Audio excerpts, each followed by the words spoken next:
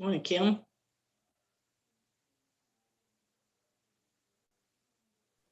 Good morning, Julie. How are you? I'm good. How about you? Good. Thanks, Jesse. Hey, Sherry. Hey, Julie, I know this is your favorite time of day. Yes, it is. I'm breathing and moving around.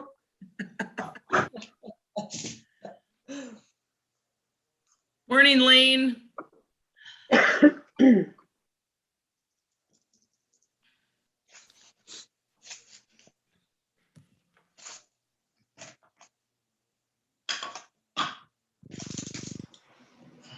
One of these days, Julie, I'm going to put a little personality on the wall behind me. I just haven't Got there yet. 15 minutes it would take to put my picture up. Some kind of poster. Get one of those posters for, you have to post for work employees' rights or something like that, If you're injured on the minimum job. wage or whatever, Yeah. Morning, Tate. Morning. How are you? Very well. It's a beautiful morning out, what we can see of it so far. That is very true.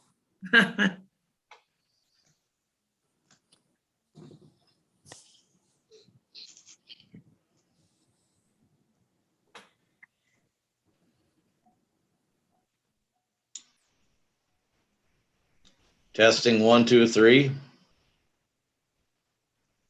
We can hear you, Lane. Okay, thanks. Good morning, everybody. Morning.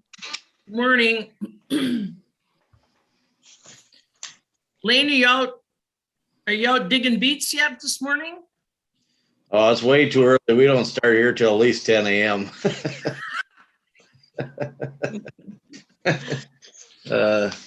No, I don't think they're digging today. We did yesterday. We had Rick and those guys had to wait till about 4 o'clock yesterday to get into a bean field. When they quit the night before, it was 13.5 and the next morning was 16.8. Yeah, it's crazy.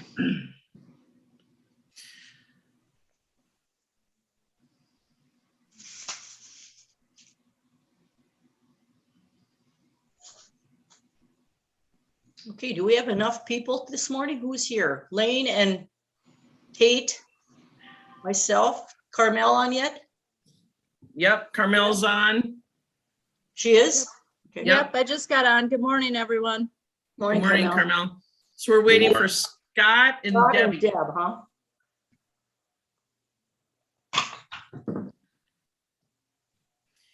And Julie, by the way, I had nobody contact me regarding wanting to speak this morning. So Oh, okay.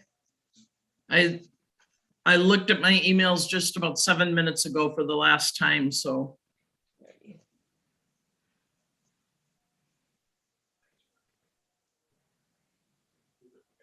wait 1 sec.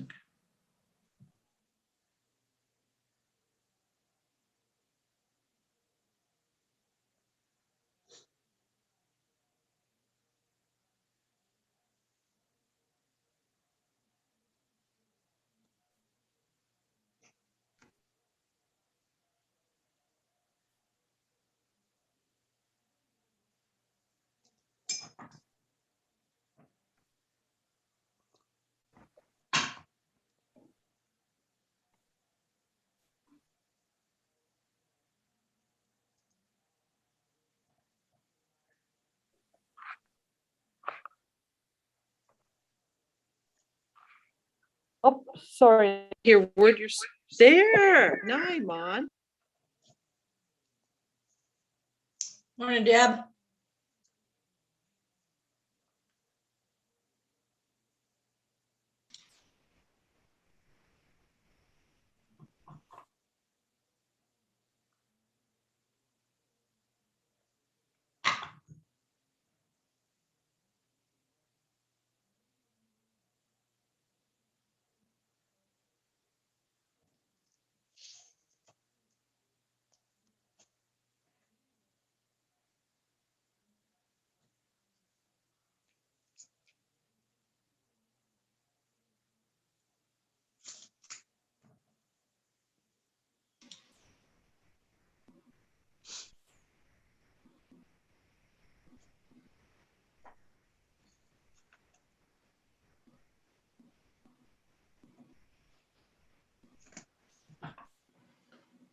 Is Sherry ordering breakfast? I don't know, maybe she's got somebody who No, wants I'm to. helping Debbie get back on the program here Oh, on the computer.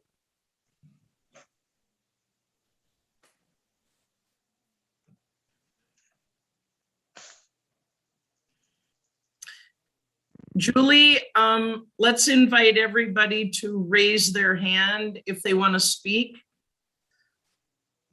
And so Okay. if you just, what? I was gonna say, is Lane or is Scott with us yet? No, I don't see Oh. Scott.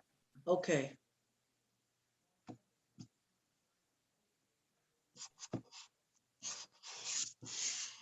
Lane, how do I get a sugar beet picture like that? Tell you later.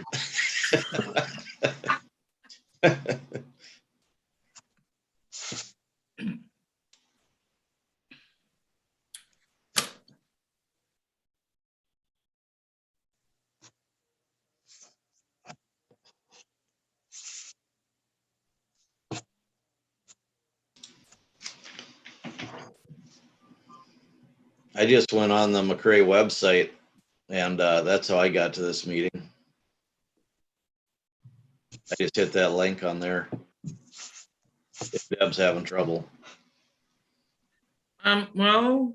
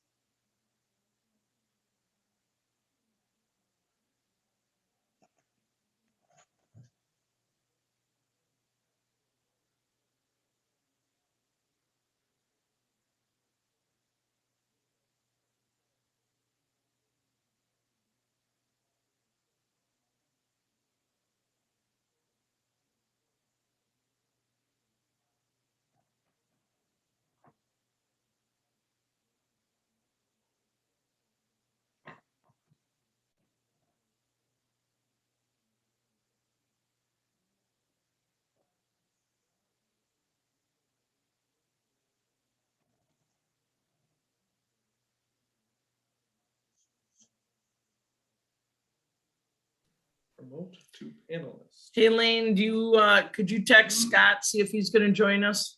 Sure can. Please, thank you. Did we get Deb on yet? Working on it. Working on it? All right. Mitch Kent is also trying to get on.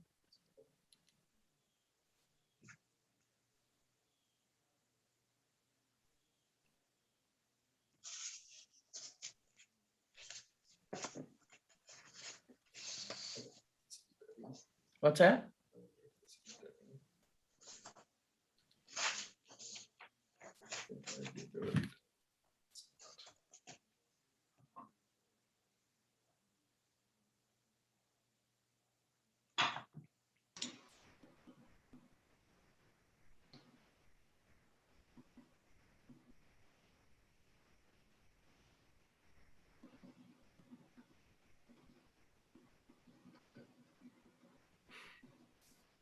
Mitch, can you hear me? So you're a part of our meeting now. I love it.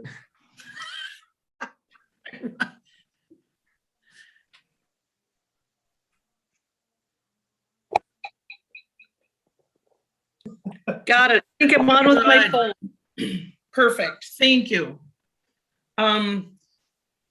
Let's start. We've got, I don't know where Scott is, Deb but with let's, us now? Deb is with us now? yes, Okay. by phone, yeah. Okay, well, let's get rolling here. It's 7:08. I'll call the meeting to order. So let's say the Pledge of Allegiance. Ready? I pledge allegiance to the flag of the United States of America and to the republic for which it stands, one nation under God, indivisible, with liberty and justice for all. Okay. All right, let's start with approval of the agenda. Who's got a motion? So moved. Okay, Second, Deb and Lane. Okay, any discussion on the agenda? We only have one item today. All right, if not, let's vote. Those in favor, say aye. aye. Aye. Those opposed, nay. Okay, motion is approved. Okay, public comment, we have none apparently. Is that still correct? That is true. No public, nobody reached out to me via email or phone. Okay, okay. I got one question, Julie. Okay, go ahead, Lane or Kate. On these Zoom meetings, aren't we supposed to do roll call and everything? Or is that not the case? I thought we did that the last time. Oh, I don't know. I just had one last night and we didn't do roll call, so I guess I'm not familiar with the procedure there. Anybody know? I don't know. I don't do that many special meetings, but I think as suppose long- we can. What, I Lane? think as long as there's nobody, if it's unanimous, I think it's fine. But we can, it's not a big deal. Oh, Jim? I was just asking. It's not a big deal. I couldn't remember how we did it the last time. It's been a while, so. Mhm. Okay, What Okay. I've seen on Zoom meetings is that usually the chair asks for descending votes. And then that usually lets everybody know that everybody else is for it then. okay. All right. Well, we just have one or two items to vote on here, so we'll we can go that route. Deb, that sounds good. If nobody's dissenting, then we know we're good. So, okay, let's start that discussion on slowing the spread of COVID in school. All right, we got the information here, this guidance for household contacts of positive COVID-19 cases. Did that come from the committee? Yes. Okay, so is this just their only recommendation, or were there other things they discussed? That's what, well, we discussed a lot of things, and this is what we came up with. Maybe we can have Laura speak a little bit about the cases that we're having right now. She could probably give the numbers. I don't want to say what they are because I can't quite remember. But what we were seeing mostly is the spread is happening amongst the household contacts, so amongst siblings more so than the close contacts of going to school and sitting next to someone in a classroom. But this is what we came up with as far as maybe to try and mitigate the spread a little bit more. And the other thing we did mention was hoping that this could get us through to the MEA break, and then we would have a longer break with kids not being in school. So I don't know if Laura was planning to give us some numbers or some info on that, but this is what the committee came up with. Okay. All right, is this a different process or procedure than we had established prior? Yes, so before, the household contacts were not asked to quarantine at all if they were not showing symptoms. And this would, as you can see on there, it could be as short as 7 days. If you have a negative COVID test after day 5, you could come back in 7 days. Yeah, and before, there was not a quarantine for household close contacts. Okay. All right. Did the Okay, Laura, committee do you have talk about anything any, to add? how they're going to, I don't know if this is the right word, police this or whatnot? It seems like it might be quite difficult since it's outside of the school setting. And then how does this correlate with what the newest MDH guidelines are? Well, if I can answer part of that, this would mean, as far as coming back to school, they wouldn't be able to, the close contacts wouldn't be able to come back to school, the siblings would, which right now, if they're symptom-free, they are allowed to come back to school.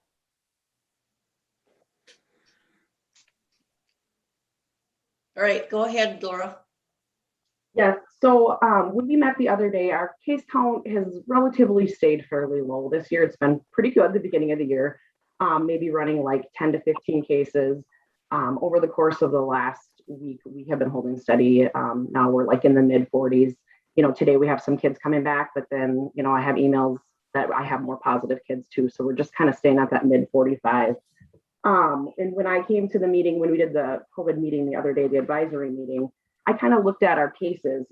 We had COVID in 31 of our households, and 22 of those 31, there was household spread. So what happens is, if the sick person's able to isolate away, which we consider as their own bathroom, not within 6 feet in their own bedroom, the other household contacts can come to school. So what we were seeing is those kids would come to school because they had no symptoms and they were well, but then, you know, they'd be in school a few days and then come down with the symptoms, and then they've exposed the classroom. So what we're wanting to do is allow a little bit of time to just, you know, wait and see if they have symptoms before having them come back to school. As far as policing it, a lot of it is honesty, but it's more, and most parents, I mean, last year, household contacts had to stay home 14 days if the person completely isolated away. And if they couldn't, it was 24 days. It was 10 days the person was contagious, plus another 14 to make sure they didn't get it. So this is still a shortened process from last year, but it's more than what we started with. I did talk to an epidemiologist at the Minnesota Department of Health, and we went over all of our policies and where we're at and what we have for case spread, and spent quite a bit of time on the phone with her, and she came up with quite a few different options that we could do. And this one to me seemed the least restrictive with the most value to hopefully slowing some of the spread that we have in school. So yes, to answer your question, it would align with the Minnesota Department of Health. I was maybe it's just maybe the wording in there too, but perhaps we could take a look at that, like students and staff who live with someone who has tested positive,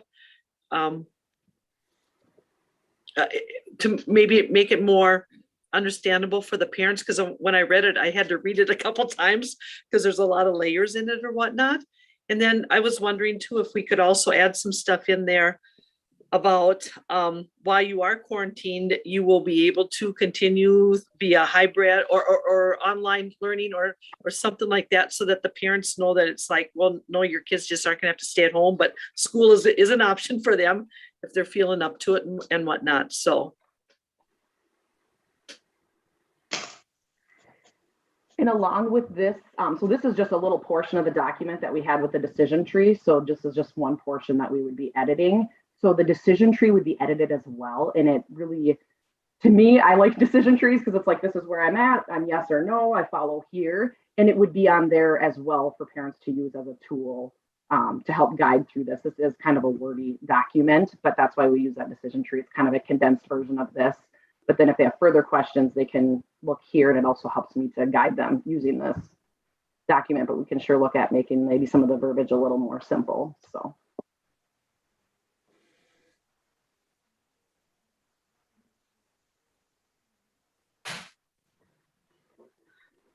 So could you explain maybe just a little bit more about that? The second bullet point under quarantine requirements, maybe I'm reading it wrong, but proof of vaccination is required in order to avoid quarantine.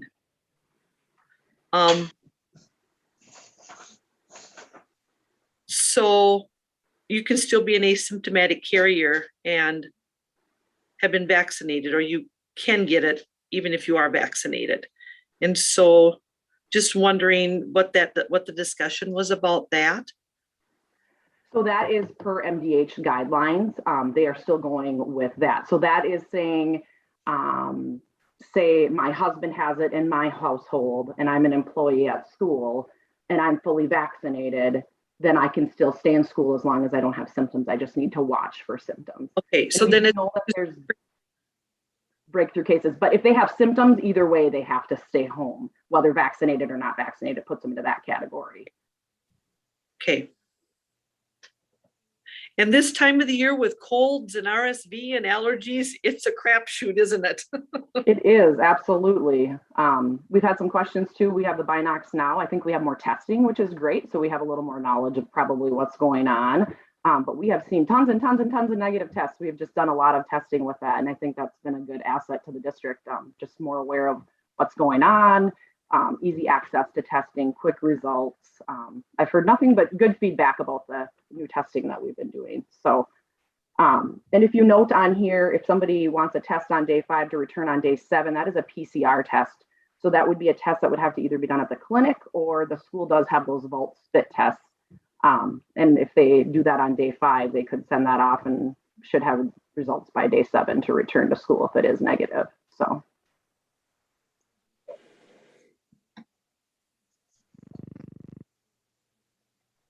I just raised my hand, but another thing to point out on there too, if someone has had COVID in the last 90 days, then they wouldn't have to quarantine. So if you had it and 2 months later your sister gets it, you wouldn't have to quarantine again, unless you're showing symptoms.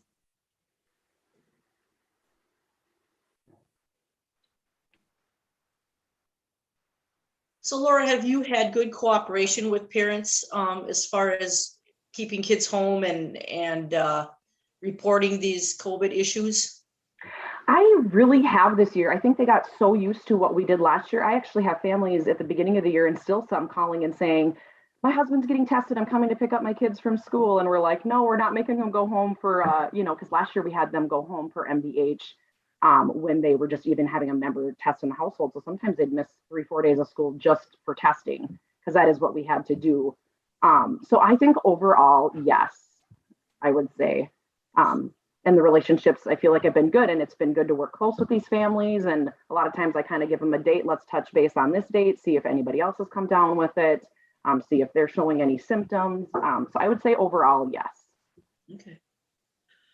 Was the committee thinking that perhaps they would send this out as a solo document, like to parents, as kind of a new update, or about how to disseminate this information? And if so, I was just wondering again, if maybe when it's talked about not experiencing symptoms, if we could add what those symptoms are again as a reminder.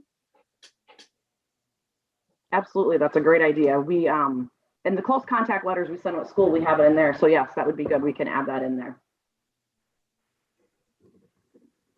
Debbie, I was just going to add that, and for the whole group, the advisory committee, really, I just want to stress what a great conversation we had, and that there was a lot of, I think the whole group felt when it was over that everybody's voice was heard and respected, and there was compromise on different ways to think about this. We also talked about that really, you know what, this is not unlike, we're trying to figure out what's going to be best for everybody. So we're going to make one change at a time. You know, we could have said, well, let's do quarantining and let's do masks for 2 weeks and then we'll have a long break. But then we wouldn't know what it was that changed that helped us. So we've got the long break anyway, but we're going to try to take, I think is kind of where we came out of this. Let's take baby steps that can probably be important steps along the way. Find out, is this going to help reduce our numbers? That's the end game, right? And so they didn't really talk, Debbie, about what to send out because we didn't know what the board would decide. They just said, you know what, this is what they all like. Carmel, she was the one that brought this idea up and really, really honed in on that. So once you guys, if you approve this, we'll make sure that parents all get it and it gets on our website and we change our COVID plan and that, and make the changes that any and all of you suggest. Well, I just appreciate the committee's work on this because whatever we can do to keep our kiddos in school and keep them safe as well as our staff, I think this is the step in the right direction. Do we have, and then just wondering, do we have any knowledge at all about like how many or what percentage of our staff are vaccinated or kids are vaccinated? Have we asked it or have people shared that data or? When we did the vaccinations last like winter into the spring, we were running probably right around like 55% of our staff, I would say, were vaccinated. On students, we don't really have that data. I mean, some parents have sent in, you know, when the kids have been vaccinated, but we don't have student data. So we kind of watch as the county data, which our counties aren't really high, you know, don't have a high percentage vaccination rate. Just along those lines, and maybe it's probably part of this conversation, but maybe another one for the board meeting. Have we ever thought about doing incentives? Like the state, the $100 vax incentive is no longer available, but other organizations are doing up to $300 to $500 per employee to get vaccinated and whatnot. And for some folks, it's not going to make a difference if they get paid or not, but for others, it might encourage. So is that something that we could use with some of those COVID funds? Just to throw out there, maybe we could talk about it at our next board meeting, but just wanted to know if that was discussed at all. It was not discussed in our advisory committee meeting. And it actually has not been discussed in any of my superintendent meetings either about providing incentives. But I did see something the other day about the state is urging us to try to urge people to be vaccinated. So will have to look into that a little more about what that means, urge them or promote it, I should say, not urge. Yeah, promote it. So yeah. Well, you know, I think too, as far as, you know, urging or promoting vaccines, I mean, this document kind of says it a little bit again too, that, you know, if you are vaccinated, you don't have to quarantine. So, I mean, it's kind of showing you a plus right there if you get that done. So, and I know they're still, you know, they're still free to get, so that shouldn't be an impediment for anybody. And, you know, Laura too, thanks for kind of figuring out where the source of this infection is, that it's household versus contact at school, because otherwise it's hard to decide how to attack the situation if you don't know what you're looking at. So thanks for figuring that out. Julie, if I may also add, please. Laura's got a ton of great data. She is really got a ton of good data that really helps to guide us. And I think it's really interesting to see that the data is beginning to show that some, you know, most of us who were vaccinated in January, February are starting to see that they're getting sick. So the importance of that booster among those of us who have been vaccinated has become, for me personally, a real urgency to go get my booster shot. We're also seeing some students, correct me if I'm wrong, Laura, that had COVID that we were aware of last November that have gotten sick again. So I think those are two really key findings in Laura's data she has that tell us that is there immunity to this once you get it. We're seeing kids getting it again, so I don't know. there's just not enough information really to make a strong case, but it's tending in that direction. So anyway, enough from me. Julie, you're it. All right. Anybody else have any comments or questions, thoughts on, how we can maybe improve this document or any other things we might try? Lane here, I just want to say thanks to the committee for all the work you guys put into this. There's a lot of the school district parents that appreciate, we just didn't go right to everybody's got to wear a mask. And I appreciate that too. And if we have to do it at some point, we do, but thanks for all your work and giving us this option to move forward and see where we end up. Anybody else? I think that this concept, this baby step concept is good because, again, it shows that it's attacking the problem where it seems to be, which is the household spread rather than the spread from student to student. So if the student to student spread starts to pop up and be an issue, then we can readdress how we're handling this just based on the data we have. So I think this is a good way to go. So if no one's got anything else,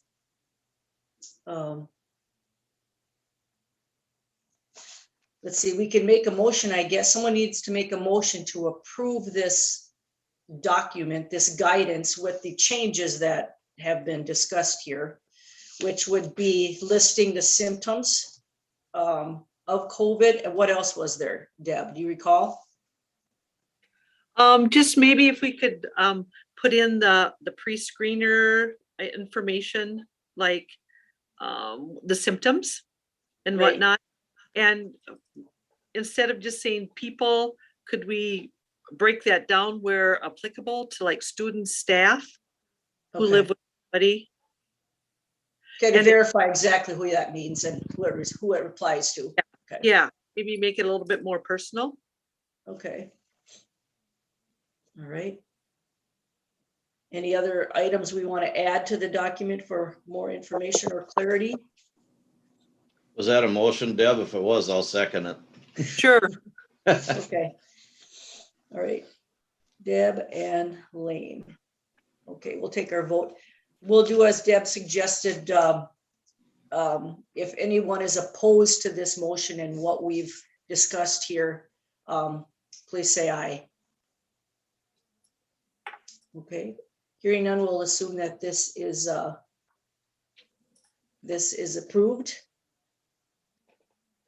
as noted there. Okay. Other than that, I guess we're looking at upcoming meetings, which will be Monday at 6, and will that be at the high school in our board meeting room there? Okay. Yes. If there, anybody got anything else? If I could just ask again, Sherry, could you look into that incentive piece? I know we saw about a 25% increase of staff who got vaccinated after our board did an incentive. And so anybody who was vaxxed prior and anybody who got a vaccine by a certain date, they got a financial incentive, and the COVID dollars do allow for that. In fact, they are encouraging to use those. You can't call it hazard pay, but you can call it an incentive and whatnot. And it really did make a difference. And I don't know, maybe there's something we could look at for the kids too. If they choose, then we're going to not shove it down anybody's throat, but if they would choose to get vaccinated, could we give them a card to go eat at Subway or something like that, that the district could purchase? Just some sort of creative things that we could do to maybe encourage people to roll up their sleeve. Yep, for sure. I will reach out to my esteemed colleagues in the neighborhood, see what they've done. I'll also reach out to MDH and see if they have any other ideas too. I'll for sure do that. I'm not sure if I'll have any information by Monday night, but I'll definitely look into it. Thank you. And then, yeah, you're welcome. And additionally, I will present kind of a synopsis of all this again on Monday night, just in case anybody's missed it on the website. Any ways that we send it home, I'll talk about it again on Monday night. Okay, all right. Sounds good.